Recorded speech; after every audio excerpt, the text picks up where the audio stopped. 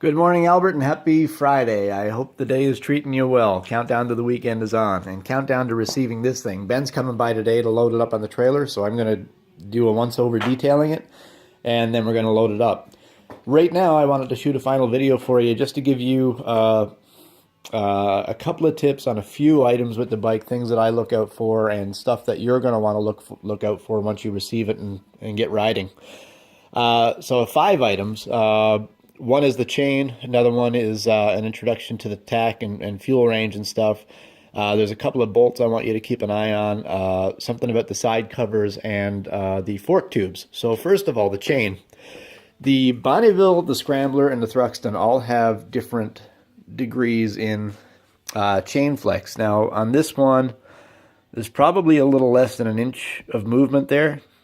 You can look up the specs. I think the Thruxton is the tightest of the 3. I can't remember how that goes, but I just kind of keep it at consistently a little less than an inch in play. Otherwise, I got to back them up. So that's the chain. The next item is the tack and fuel range. So you said you had a Bonnie, but I don't know if you had a tachometer or not in this digital display. But there's 4 options on your display. You got 2 trip options there. You've got a clock, which I never bothered setting. I never look at the clock. I got to watch. And the odometer. Now, the way I judge my fuel is counting up on the trip. So whenever I go and fuel up, I reset the trip back to 0.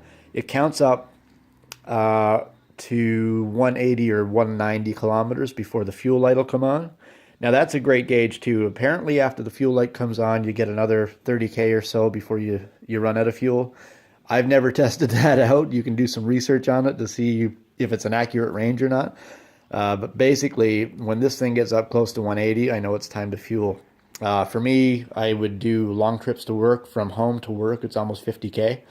So basically one trip out and back, and I'd want to fuel up. But again, 180 to 190, and you're going to see this light come on. When I fuel up, I hit reset. You got a full tank of fuel in there now, so when you pick up the bike, you're good to go. That's that. Another item is the bolts for the cat eye. So when I installed the fender eliminator kit,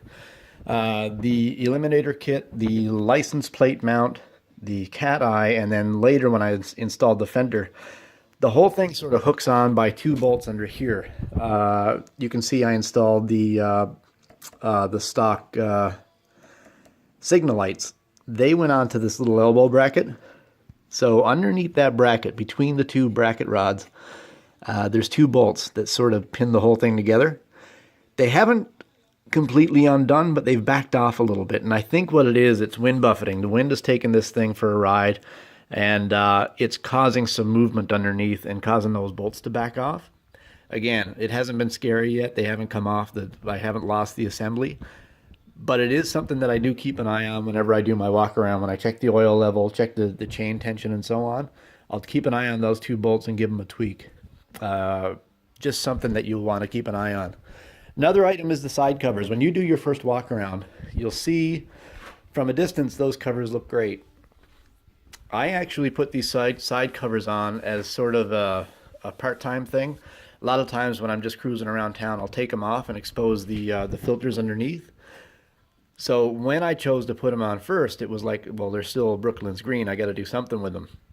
I gave them a light sanding and spray bombed them with whatever can of black I had there. When you look at them up close, you'll see the outlines of the original Thruxton sticker.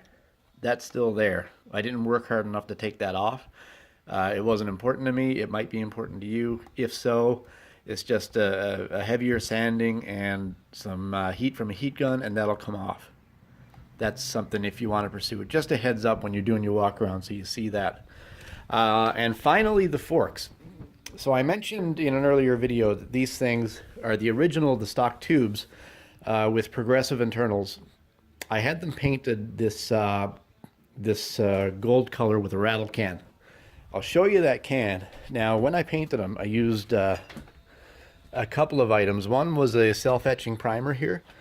This was great for metal. Anything on bare metal, this stuff grabbed to it, and it really allowed the adherence of this, which is a high temperature engine heat from VHT. Now, this is like Canadian Tire paint, so you can find it down there. Now, I was strategic in picking the color. I went to like 3 or 4 different shops that sold rattle can paint, and this was the one that closest resembled the Olin's Gold.